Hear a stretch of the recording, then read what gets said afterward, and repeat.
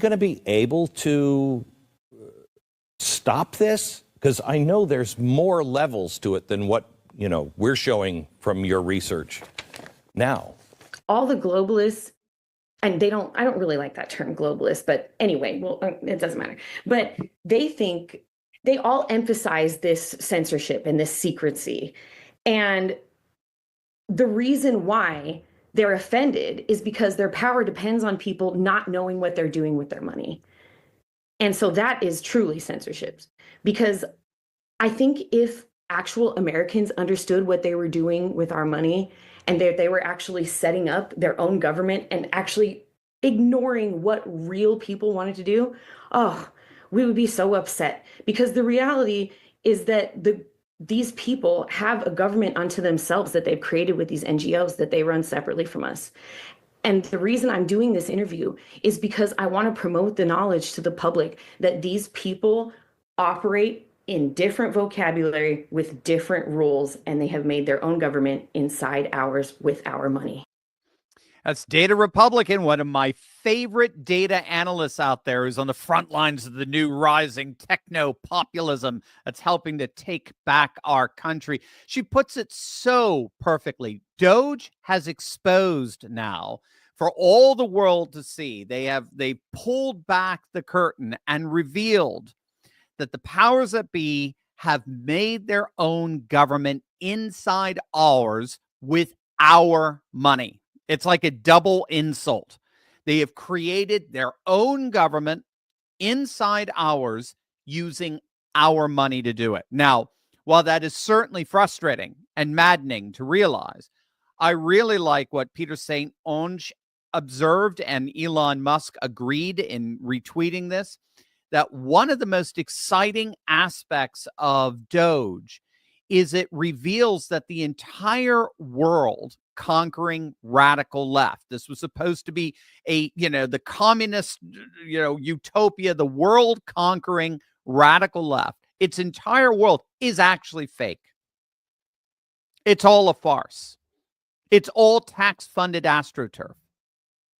And what that means for any country right now is all you got to do is get a populist regime to come in just one time, doge your system, and the entire left will simply vanish. And we're seeing this in real time. Did you see this? Do you remember the media over the last few days? They've been reporting on all of these anti-DOGE, anti-Trump demonstrations that's happening in red states, right? Did you hear about this? So these are the talking points you're hearing on CNN, MSNBC. James Carville is pushing them through his oatmeal-crusted lips. You're hearing it everywhere. New York Times, Washington Post. All of these demonstrators are confronting Republican representatives in red states angry about DOGE and Trump. Turns out it's all fake. Every bit of it. It's all astroturf. It's all bought and paid for by two of Soros's organizations, Indivisible and Move On. These are paid protesters and paid propaganda brought to you by the legacy media that's on the same dole. This is why I'm so thankful that DOGE started with exposing USAID. To me, this is so key. This is what made starting with USAID so central, because Americans in general really don't much care for foreign aid. We tolerate it. We do it knowing, maybe some good can come of it. But when we discover that $1.3 million of our tax dollars are being used for adapting an LGBT inclusive teen pregnancy prevention program for transgender boys, whatever that means, or $10 million in DEI grants for colleges to study transgender lab animals, or $2.5 million to study the fertility of transgender mice. I mean, I didn't even know things like that were possible, right? I mean, obviously 99% of taxpayers are not going to want to have anything to do with any of that. Again, this is one of the arguments I make for the impossible task that the Democrats have before them. I mean, bless their hearts, but there is no way they're going to win this. They are trying in vain to politicize issues that are pre-political. That's why they have to pay protesters and pay the press to cover the protesters in a meaningful light and not let you know that they're paid.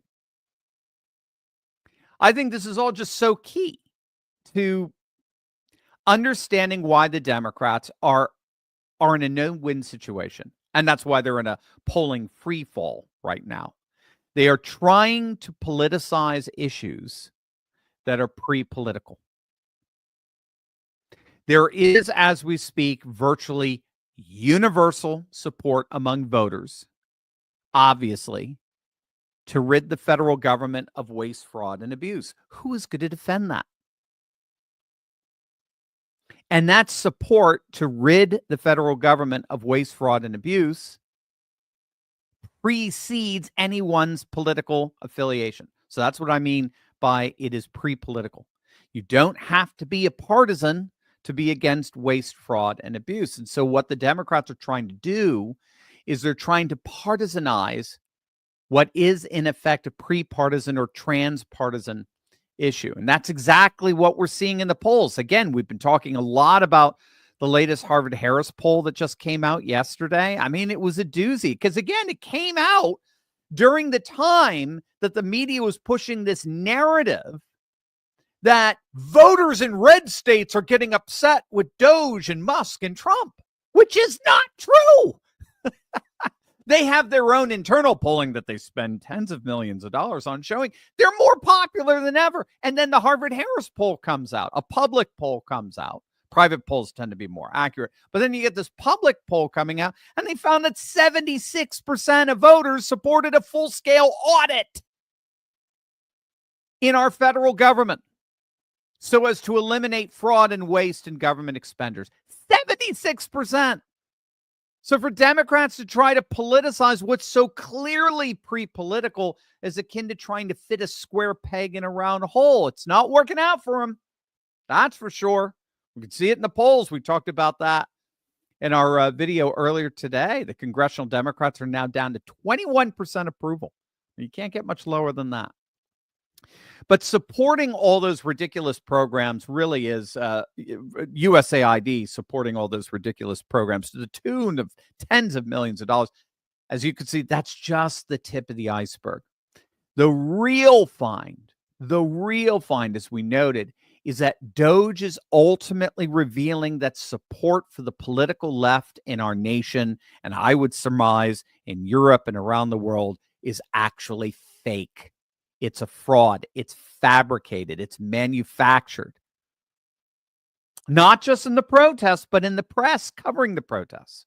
So there's a symbiotic relationship there. Remember, DOGE revealed that the press was getting the same money from the same USAID that so many of these far-left protesters are getting.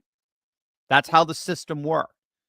So you might remember this. It was a few weeks back. Again, this is our 6th week into this. Okay. We're just talking weeks at this point. Can you imagine what they're going to find in the next month?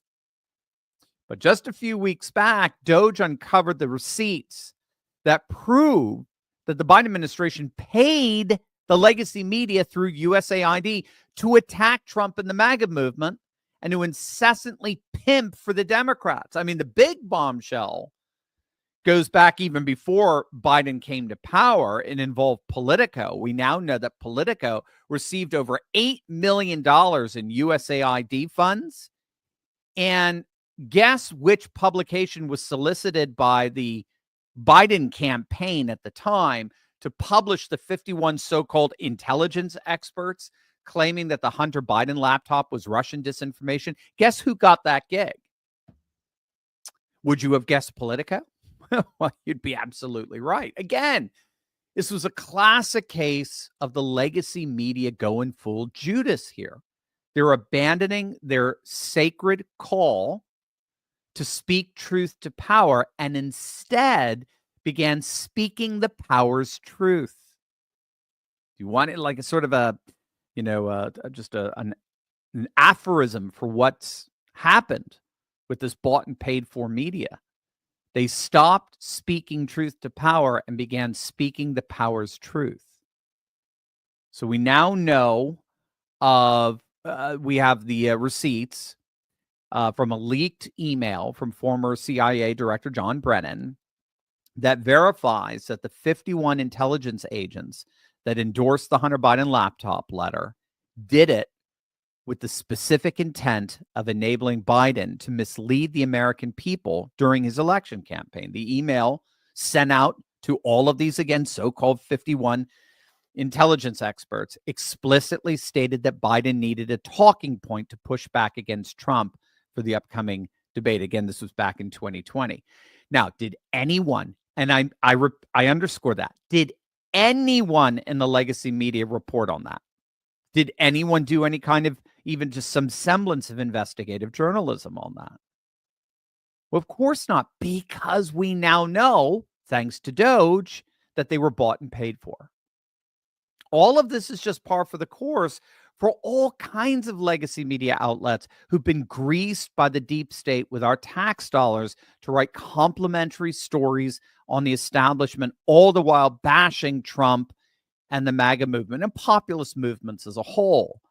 And so, I have to, and again, I don't have any firsthand information on this at all, but isn't it interesting that now that gravy train has been cut off, isn't it interesting that there are so many layoffs at all these various legacy media outlets? I mean, think about it. We just had Joy Reid, Lester Holt was announced yesterday of NBC, Jim Acosta, Chuck Todd, Don Lemon. I mean, the list goes on and on. We've never seen a bloodbath like this, frankly. And now we're seeing the whole web of NGOs, like Data Republican was talking about at the very beginning. All these NGOs, like Soros's, getting dismantled as we speak. Data Republican reported on this a couple of weeks back. She exposed this 7-fold sort of web of NGOs, right? 7 non-governmental organizations. Note the ironic term there. Non-governmental organizations that are not supposed to have anything to do with the government. If you're not, who was it that said it? If your non-governmental organization is suffering because it's being cut off from government funds, then it is not a non-governmental organization. But Data Republican put together this chart of these 7 NGOs that she's calling the Uniparty Unmasked.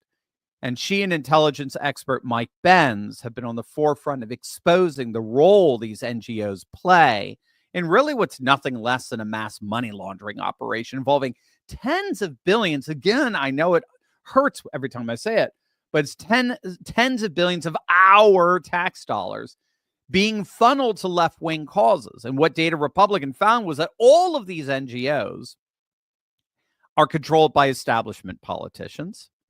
All these NGOs play a major role in shaping political narratives worldwide. And their common core mission, the way they justify their existence, is, as you may have guessed, they are here to, quote, protect democracy. Now, ironically, originally, yes, that is why these NGOs were created in the first place. It was to support U.S. democratic efforts abroad, many of them emerging during the period of the Cold War to combat the spread of worldwide communism. But with the fall of the Soviet Union back in December of 1991, obviously their original purpose faded. And instead of dissolving, because remember the Reagan maxim, the closest thing to eternal life on earth is a government program, right? Instead of dissolving, they simply redefined their mission. Now they were going to be the guardians of democracy itself, but most particularly against rising populist movements that started particularly in Europe in the 1990s. So these astroturfed NGOs explain precisely why Trump's reelection was framed, might I add, unanimously by the whole of the establishment as a threat to democracy. That unanimity was, in the end, it goes back to these supposedly Democrat defending NGOs that were funneling out all of this money in order to defeat Trump. they were all there to defend democracy. So that's where, I mean, the gravy train was all about defending democracy. Every penny, keep in mind, every penny of that was our money. It was our tax dollars, just to make it even a little more painful. Remember, we're finding out Soros does not spend his own money. He doesn't spend his billions on his open society foundations. Elon Musk was just tweeting out on this. You and I fund it. We fund Soros's operations to the tune, again, of hundreds of millions of dollars. I believe $250 million over the last 15 years.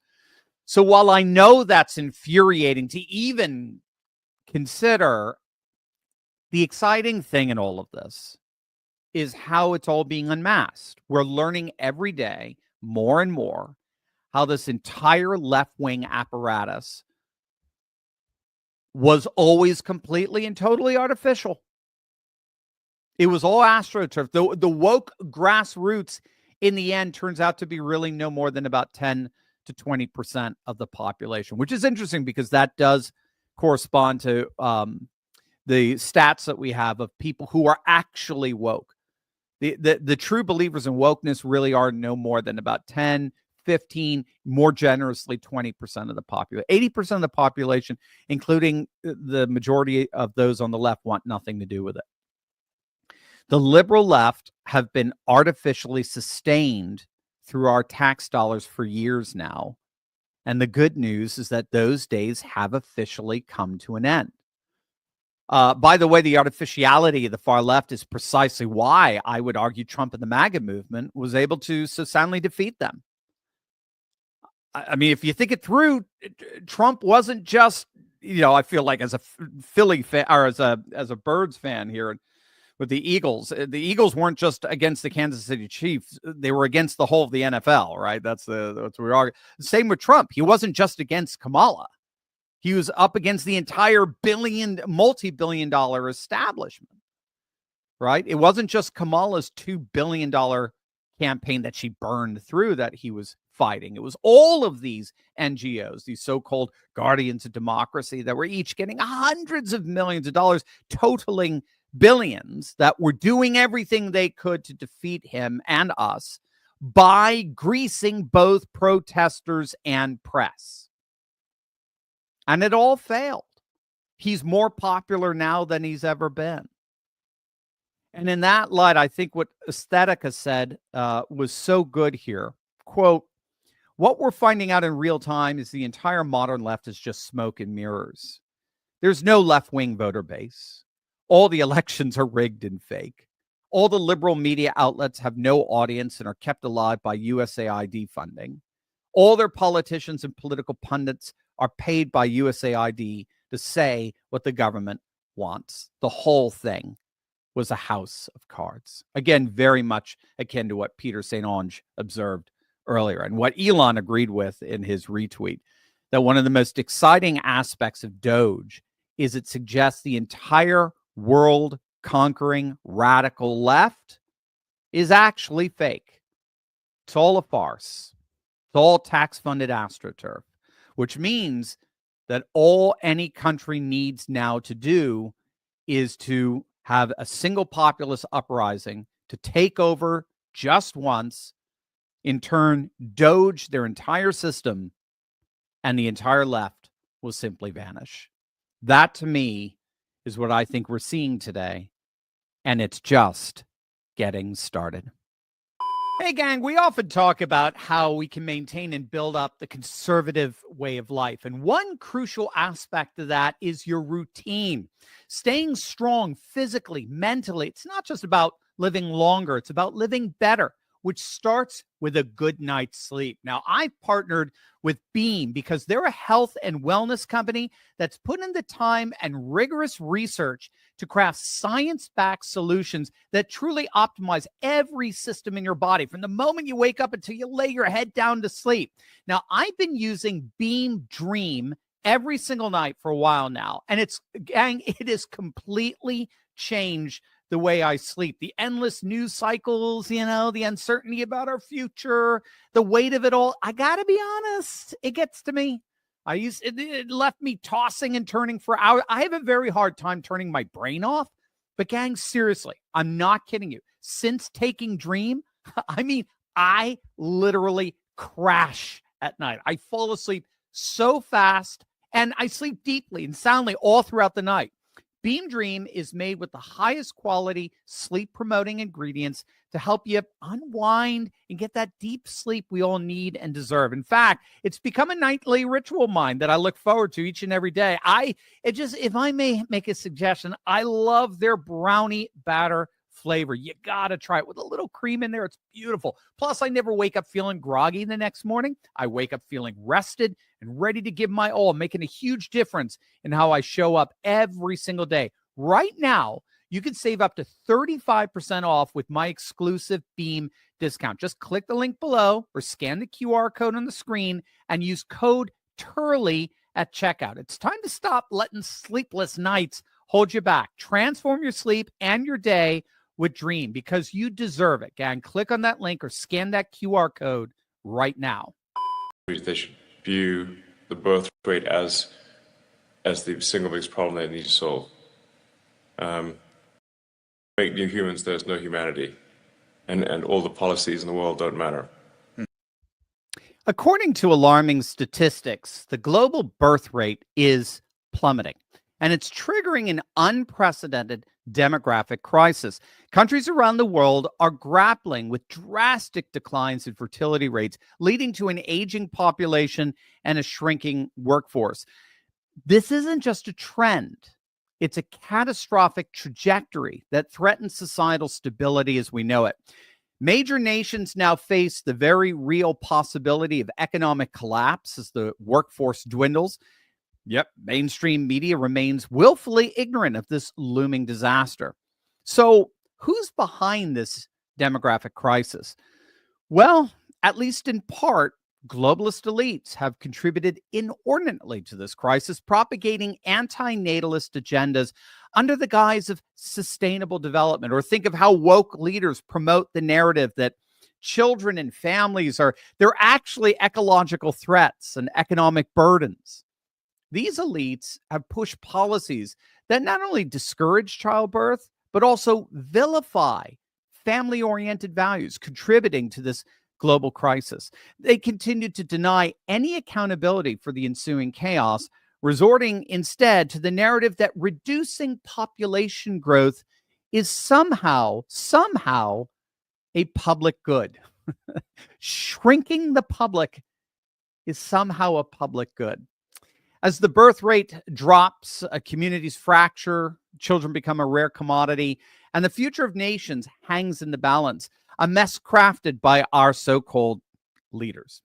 Now, thankfully, we now have mainstream voices like Elon Musk speaking out about this issue and drawing attention to the reality of low birth rates. And we're also seeing traditional religions surging among the youth, leading to optimism among many leaders for the future of the pronatalist movement and a vibrant future for our nation. Joining me today is one of the courageous people speaking up about this, Kevin Dolan. Kevin has been on the front lines advocating for pronatal mindsets and policies that uplift families and empower our future generations. His work and insights have already transformed countless lives, and we'll soon discover how he envisions a lasting solution to this increasing crisis. Kevin, welcome, my friend. Great to have you here. Oh, thank you so much. Good to be here.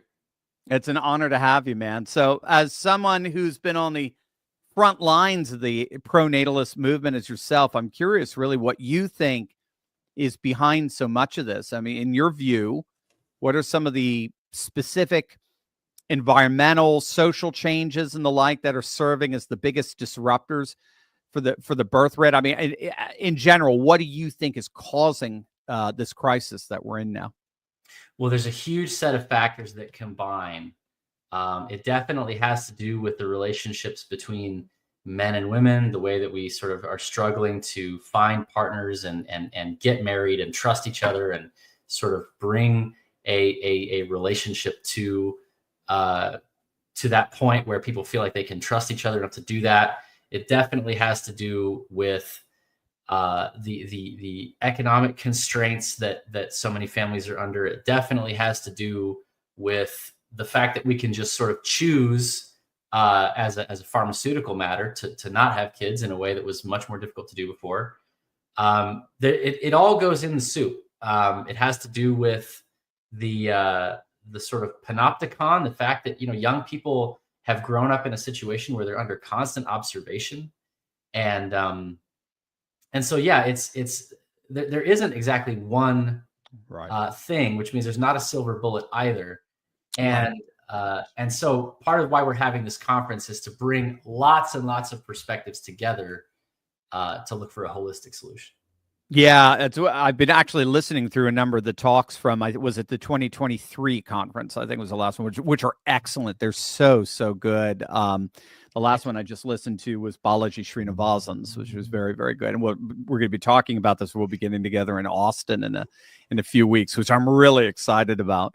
Yeah, I'm curious, you know, the narrative around sustainable development generally frames population growth as a burden on economic and ecological resources and the like. How do you counter that argument and make the case that more children could actually strengthen society and the planet in the long run? Yeah, well, so there was a famous bet that was made with Paul Ehrlich on the subject of his book, The Population Bomb, where another academic sort of presented a bunch of categories of commodities. And he was like, all right, in 25 years, we both agree the population will have gone up. Let's see what happens to the price of these commodities. And all of them went down. Wow. One of our attendees, Gail Pooley, is an academic who wrote a book called Superabundance, which is basically about the fact that, like, the more individuals you have, the more brain power, the more problem solvers that you have on the ground, we just continually find new ways to get more out of our resources. And so essentially the population decline actually leads to far less efficient allocation of resources. I mean, you can see this.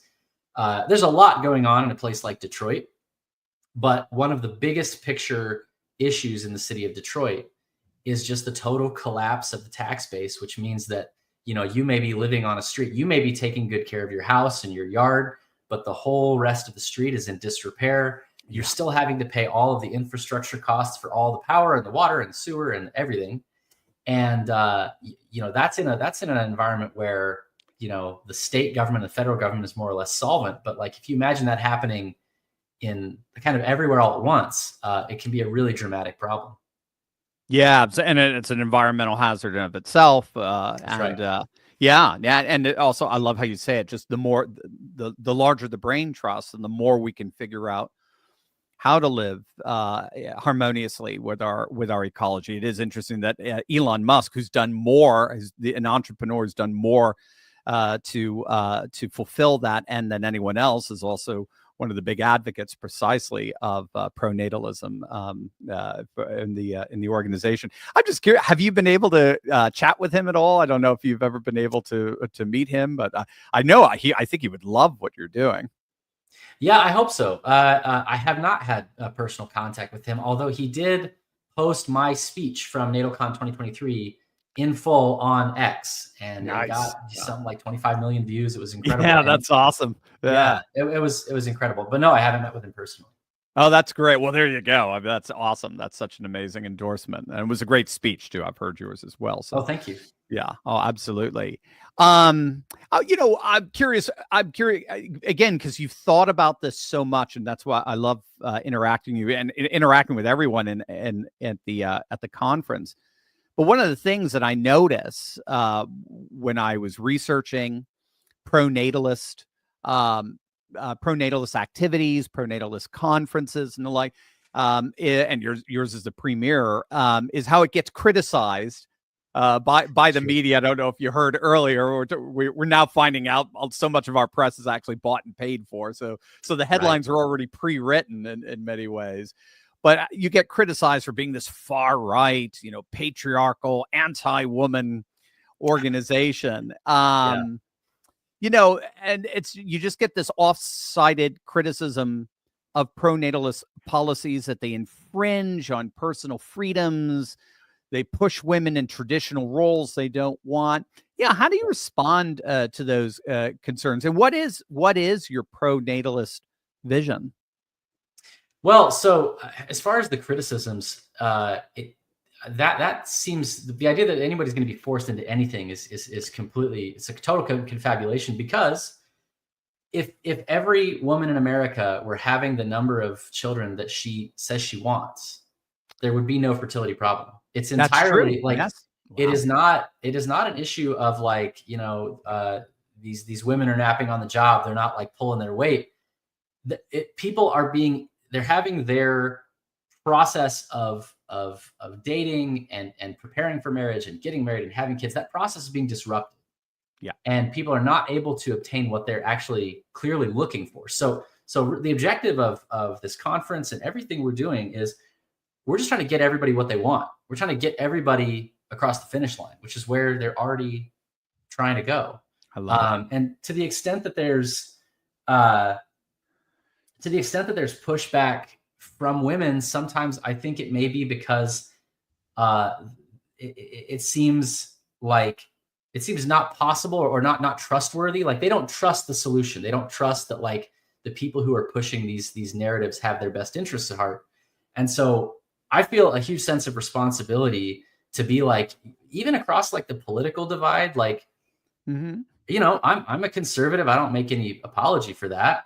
But like, there are a lot of people who have sort of a liberal temperament or bent who are being sort of opted out of this next generation based on this differential fertility. And like a lot of when I will say that, some conservative commentators will be like, well, that's good, right? Because we're gonna outbreed them and we're gonna win. I don't see it that way at all. I think those people, that temperament, that bent has so much to offer the world, and I want to see everybody make it. And so, right. and furthermore, like even beyond like what I might want, it's like you can't pitch people on like you must have children, like for the state or for Social Security or for the housing market. Like nobody responds to that. Nobody responds to that. Particularly in this very subjective, emotional realm of love and companionship and dating, people need to feel like heightened trust and heightened respect, and like they need to feel like they are their concerns are validated. And so a huge part of what we're doing at the conference is like we want to bring everybody together. And we want to solve everybody's challenges here. So yeah, I mean, basically, I think the criticism is just rooted in, they find out that I'm kind of a right-wing guy and I kind of have right-wing friends, and so they just assume that it means it's all the sort of bad names you can be called. But that's not who we are at all. And I noticed that with the speaker lineup as well. It seems to be in many ways it's very pre-political. You're talking about something that's foundational to society, and politics will come out of that. But let's get that foundation first, so that everybody's invited to this. Yeah, and I love how you. Yeah, please. We tried to invite Paul Ehrlich. We tried to invite the population bomb guy. He didn't bite. But yeah, we want everybody. We want everybody. Come tell us that we're crazy. If that's what you want to say, like, let's have the argument. Let's discuss it. Right. Let's have the discussion. But I love what you said, because I did read that. I think I even heard it from one of the speakers at your conference, that if women were able to have the children they want, that they desire, we, like you said, we wouldn't be in this population crisis. 2.1 would be nothing per child. Right. Would be around 3 or so. But there are these environmental, social factors that are getting in their way, and that's what this conference, it seems to me, is so much about, is really thinking about how we were able to effectively address that and again, like you say, for everyone. This is pre-political. So I guess one political side tends to is more open to the discussion, but even that doesn't quite work, because our politics are changing so much. I think this is something I might even bring up at the conference. We're not so much a horizontal nation anymore, left versus right. It's more vertical. It's kind of more the people versus sort of this out of touch political class that's kind of ruling for its own, gain and affluence and power and so forth. So it seems like we're having an opportunity to now have conversations in such a way where the old, political wedge issues, left versus right, don't quite get in the way as much anymore. So at least that's what I'm hoping. Yeah. For listeners who feel overwhelmed by this crisis, our audience will obviously be a very pro-natal audience, very concerned about the demographic decline. And if they want to do something, or they want to take some actions, can you give us, say, one actionable step that everyone can take today, whether in their own lives or in their communities, to support the pro-natalist cause that you're championing? I mean, the biggest challenge, I think, for people who have this concern is just finding other people who share that concern. And I really think, you're right. There's a lot of gloom and doom about this topic, and I would counteract that with there's all kinds of opportunities that are going to emerge as this unfolds. It's demographic change is going to create tremendous amounts of volatility. It's going to create tremendous amounts of change, which if you are observant and you're looking for ways to take advantage and take care of your family, you're going to make it. You're going to be all right. And so it really is just about connecting with people. I mean, that's the whole point of the conference, is we want to connect as many people as possible who are interested in this. And, we're going to be talking about not just what's causing it, but what can you do about it? What kind of investment strategies will make sense in this world?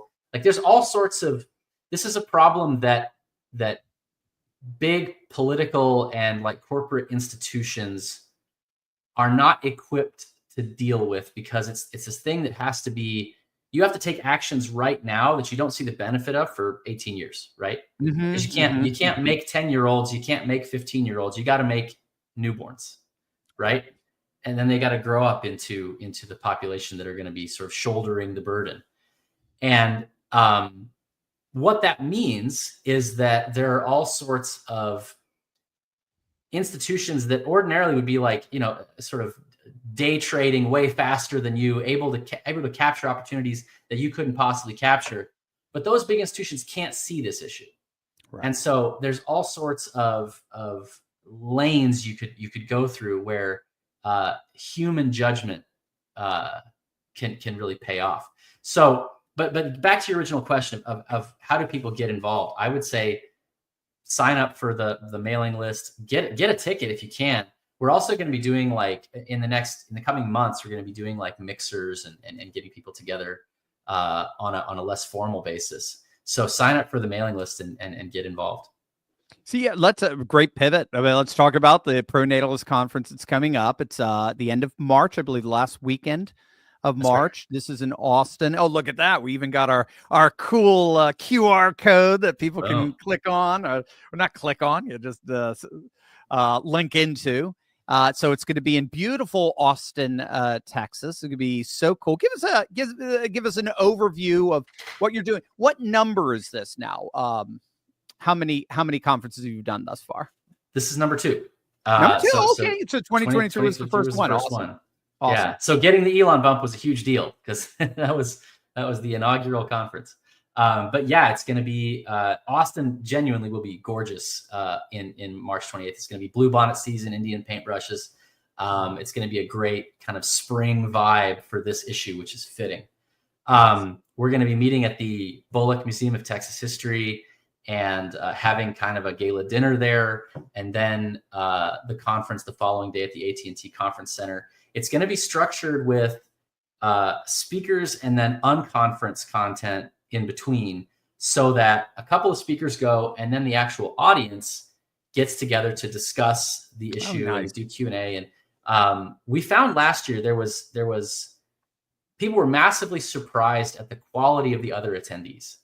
Yes. They were really impressed with who was there. And in terms of, this is an issue that has attracted really bright and caring people.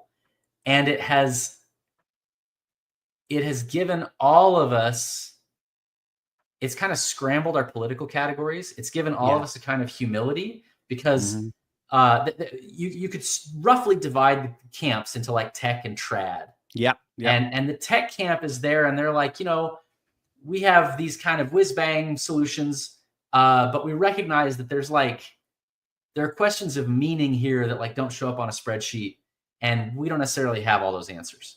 And then on the trad side, it's like, we feel good about our answers to these questions of meaning, but like, I still don't know how my kid is going to find a girl or a boy, and people are, it's something that strikes people very personally, but it is simultaneously so universally relatable that it created really great grounds for people to connect who otherwise have differing opinions on all sorts of things and might not have that kind of opportunity. So it was incredibly warm and honest and open. I couldn't have been happier with it as far as last year. So we're going to have lots of unconference content, lots of opportunities to get to know the other attendees and connect with other families. We're going to have some like mixer content, some matchmaking content for those who are interested in that.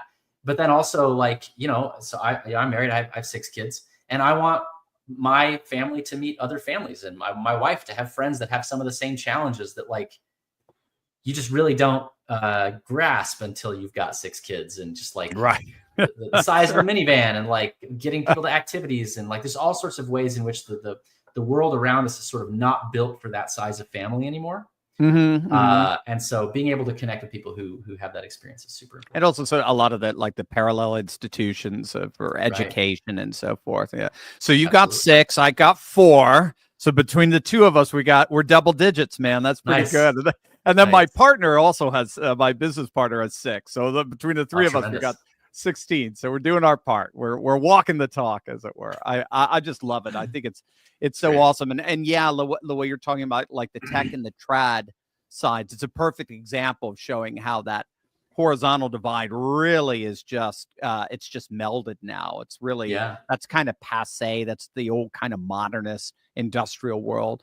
Now religion and science, tech and trad are coming together in new and exciting ways for a pronatalist future. It's really beautiful stuff, and I'm just so excited to be a part of it, Kevin. I mean, I love what you're doing. When I came across it, I said, we got to give you guys as much of a platform as we can. We can't. I don't think we're quite as big as Elon, but we're getting there, I think. So, gang, join me and Kevin as we delve deeper into this critical conversation on the Pronatalist Convention, or at the Pronatalist Convention. Right now, if you click on that link below, or you got to scan that code. I love that code. As Trump would say, that big, beautiful code. If you use promo code Turley, you can get a special discount on your tickets to the Pronatalist Convention. Like I said, I'll be there. I'm there to speak, to learn, to fellowship. I'd love to meet you all in person. Plus, they have an amazing lineup of speakers. Check them out. They're awesome. So don't miss out. Get your tickets today to be at that convention. Be part of a movement that it doesn't just champion family values for a sustainable future. I believe this movement really is on the forefront of civilizationless renewal. This is huge stuff. So again, the link's in the description below, or you can scan the QR code on the screen. Remember to use promo code Turley for a special discount. And let's be part of Kevin, I got to tell you, I just think I can't wait to meet you. And I can't finish my sentences because I'm so excited. I can't wait to meet you in person and experience this amazing conference. Because again, I really do think you're on the front lines of the renewal of civilization. And I think this is going to be a blessing to generations to come. And I can't think of wanting to be part of anything more wonderful than that. So thank you so much for all your efforts in this. Thank you so much. It's been wonderful. Hey gang, time's running out to register for the America's Golden Age Summit. It's this Thursday at 2:30 p.m. Eastern Time. It's an online event, so you can enjoy it from the comfort of your own couch. You do not want to miss it. I've got an incredible lineup of guests ready to show you exactly how to prosper in this historic new golden age, from building wealth and getting healthy to thriving in the Patriot economy. And here's the deal. Register today for $10 with promo code GoldenAge25 and get a free extra ticket to give away, plus loads of free bonuses, including 3 months of Courageous Conservatives Club membership. Time is running out, so don't wait. Secure your spot now at the link below, and I'll see you all.